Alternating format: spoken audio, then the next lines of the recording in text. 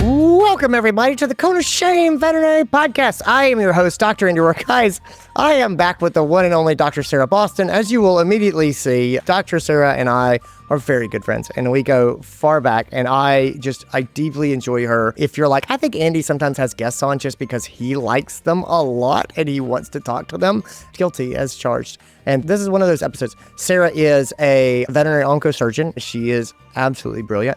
She is the author of a really, really great book called Lucky Dog, which is about her experience as a cancer patient while being an oncosurgeon. And it is actually as close to being a funny cancer book as I think you can get if you're a big reader. I have always enjoyed Sarah's book a lot. It's on my list of favorite veterinary books. She has a podcast called Co-Medicine, and she is doing stand-up comedy, and she's just really interesting person.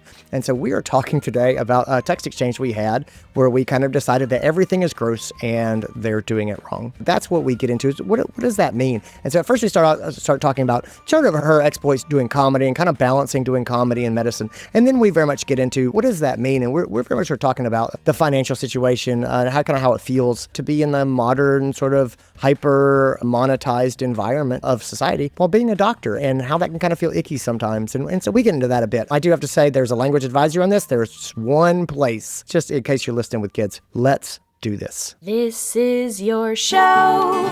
We're glad you're here. We want to help you in your veterinary career. Welcome to the Cone of Shame with Dr. Andy Roark. Welcome to the podcast, Dr. Sarah Boston. How are you, my friend? I'm good. I'm so happy to see you. Man, it's great to see you. For those who don't know, you were the first guest I had on the Cone of Shame podcast. I can't even believe that. True. I don't think I knew that when it was happening. Oh, no. I think it might not be canonical. Like if you go back to the beginning, there might have been other episodes that came out first, but my conversation with you was the first one. And it was the one that it made me realize, I was like, oh, I think people would listen to this and I would like to keep doing these. And so, yeah, you were there at the very beginning. Incredible. Yeah. Incredible. I think our first episode together was called Are We Bad People? I think that was the first conversation we had. And now we're back with our conversation called Everything is Gross and You're Doing It Wrong.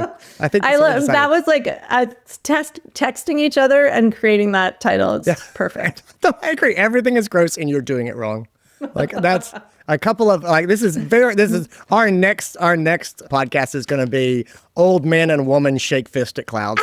You know, like that's shake fist at veterinary medicine. Yeah. That's get off my lawn, vet medicine. Your day is you're doing it wrong. Yeah. Yeah. So you are a boarded oncosurgeon. You have been a faculty member at the University of Florida's College of Vet Medicine and also one of the Canadian schools, right? University of Guelph. University of Guelph. And you are also a blossoming, dare I say, skyrocketing comedic force. You have been. Let's say it. You are. Like you are getting the comedy gigs.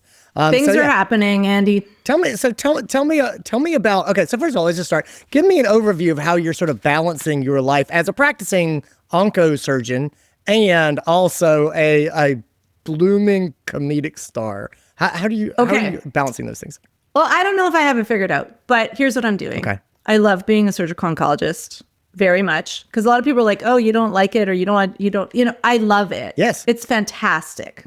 I don't want to do it so much that I can't do anything else. Yeah. And I just find I think all of veterinary medicine, but maybe my discipline, I don't know. I guess I don't do other disciplines, but it feels so all-consuming sometimes. So I'm working about 24 hours a week. Yeah, that's good. It spills into my other days. I'm always getting, I got to call people back and do stuff. But I'm in the hospital 2 days a week, and I really focus on that when I'm in the hospital, and I love it.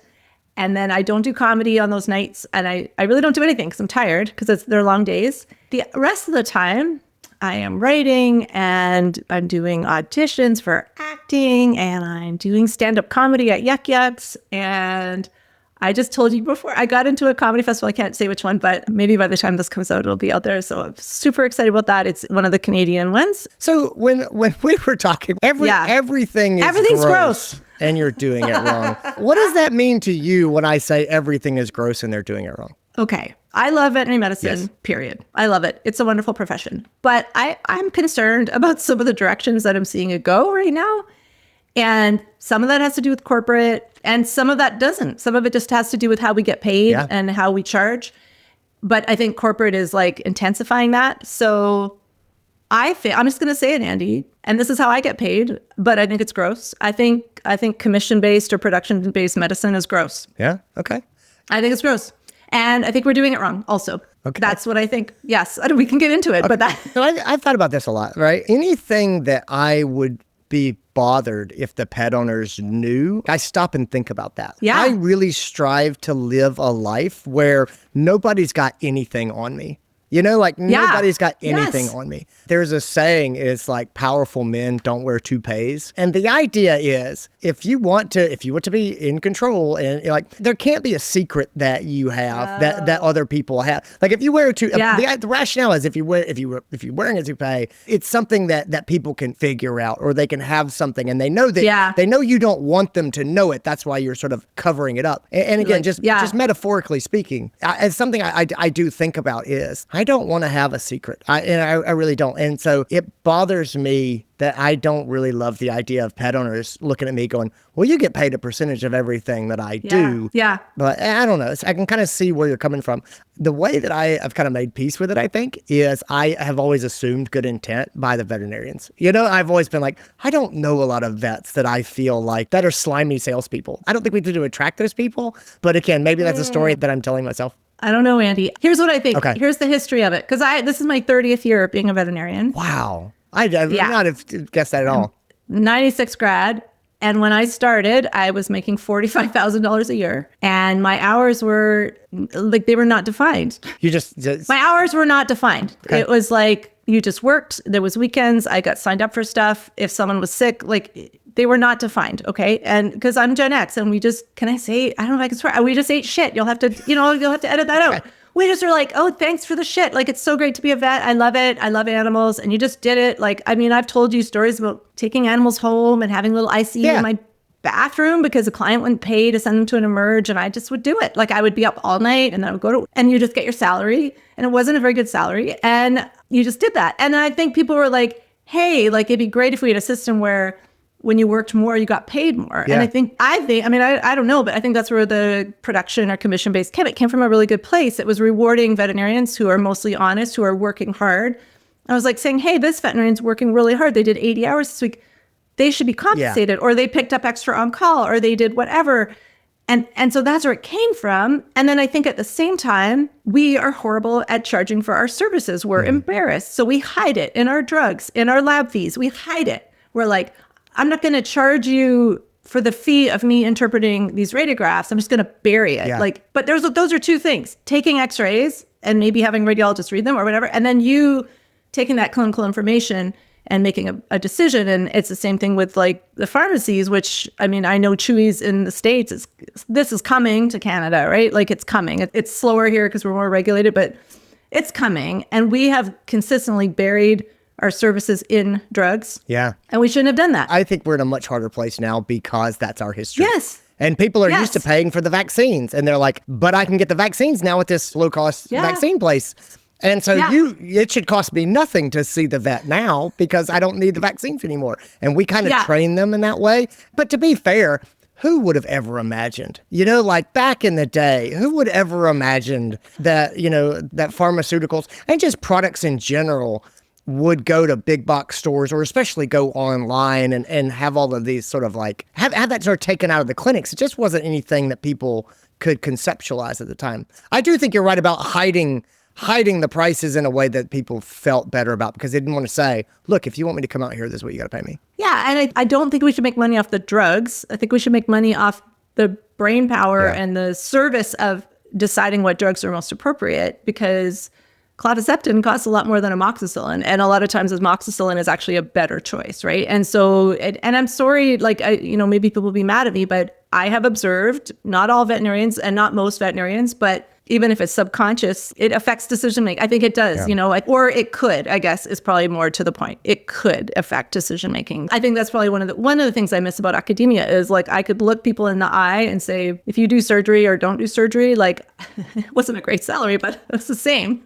Yeah. Yeah. Right? Like whatever they did, I'm like, here's the information. We can help you. You don't have to no one has to do anything, but like they're upset about the cost at an academic hospital, but you can be like, well, that's a whole messed up system of its own system that's very messed up, but the money doesn't directly flow to the faculty, right? Like it flows somewhere else and then whatever. So it's not a direct correlation of this person doing the surgery and the specialist salary. If we're going to pay people a percentage of, it should be like, this is how I want to fix veterinary medicine. Okay. If anyone wants to talk to me, if anyone wants my consulting, I will do it for you. I think we should be paying a very high percentage of service to veterinarians. Yeah. And a very low percentage of lab fees, drugs, all that other stuff, right? Like even hospitalization, I think it should be the service, and we should be like, there's a prescription fee. I charge to see a specialist is about $250 to see a specialist, and then I get a percentage of that. That's so much of my time. Yeah. And it's relatively very little money for how much time I spend with those clients, because it's like an hour and a half or 2 hours or more. I think that should be higher fee to the veterinarian, because it's pure service, right? It's just me talking and looking at their dog.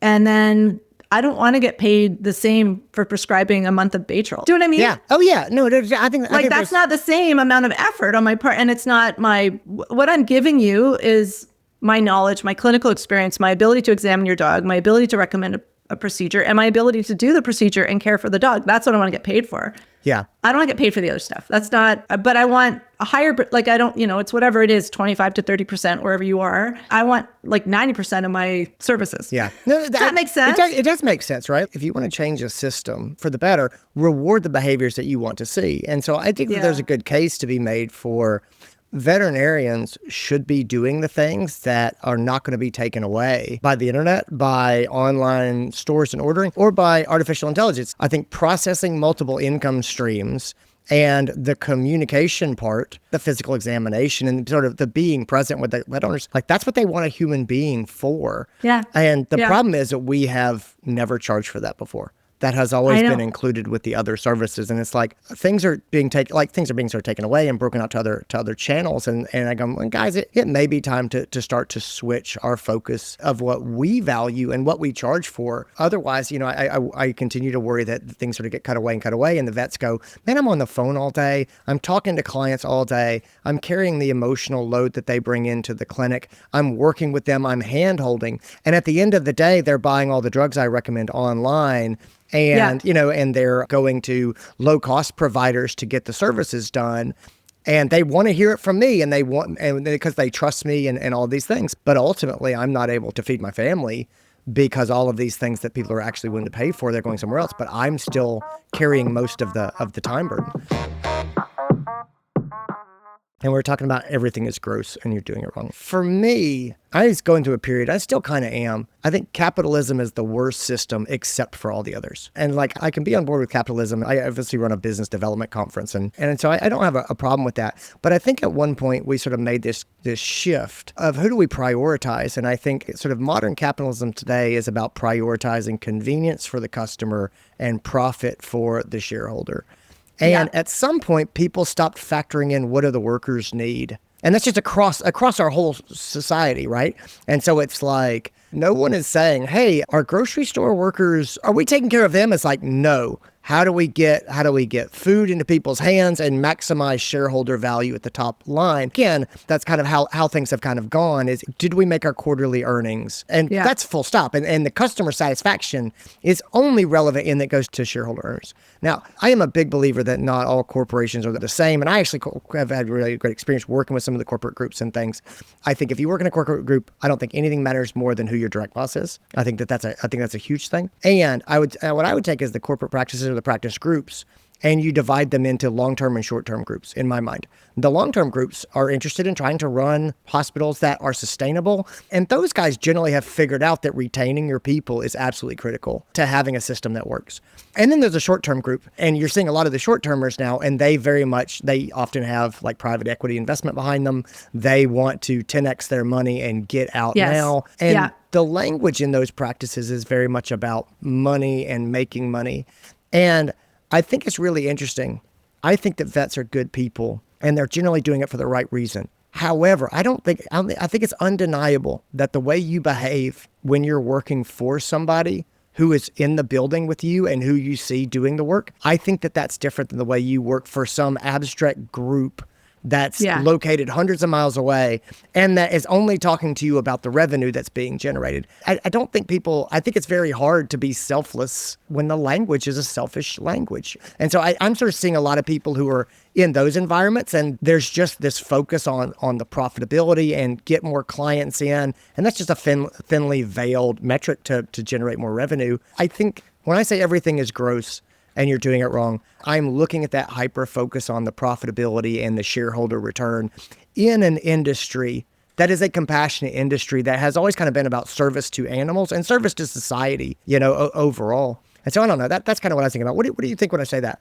When that's the only metric they're measuring you by, then how are you going to behave? Because I love helping the ER vets or going down and being like, hey, what are you doing? Can I give you a hand with that? Yeah. And if that's the only metric I get measured by, I don't get measured by if I'm a good citizen. I just don't think it's the best system because you're basically saying to veterinarians like, hey, do you want to volunteer to be on this committee and supervise this intern and write a paper with them? And, oh, you can be on this committee. And I'm like, but you don't pay people to be on those committees. Yeah. So now they're going to spend time doing all that free work, which is work that you don't pay for, but then you're only going to pay for the production aspect of it. And I love doing those other things. Yeah. Like that's actually because of my academic background, I love doing that stuff. I love writing. I mean, I still do it. I write papers with interns that are trying to do residencies and I love it. And I do it on my own time, but kind of part of the job when you're at a big referral center and you're taking on house officers, right? But you never get paid for that. Yeah. I find that frustrating. Like I find that's just kind of like discordant. And so I think the corporations do need to kind of think about how do you correct that, and whether that's, I don't know, you got to give me something here. You know what I mean? Like you got to reward those people that are kind of good citizens of the hospital in another way. I don't know what that is, but it can't always just be all black and white money, how much you produce, because sometimes you're doing things that are like actually helping another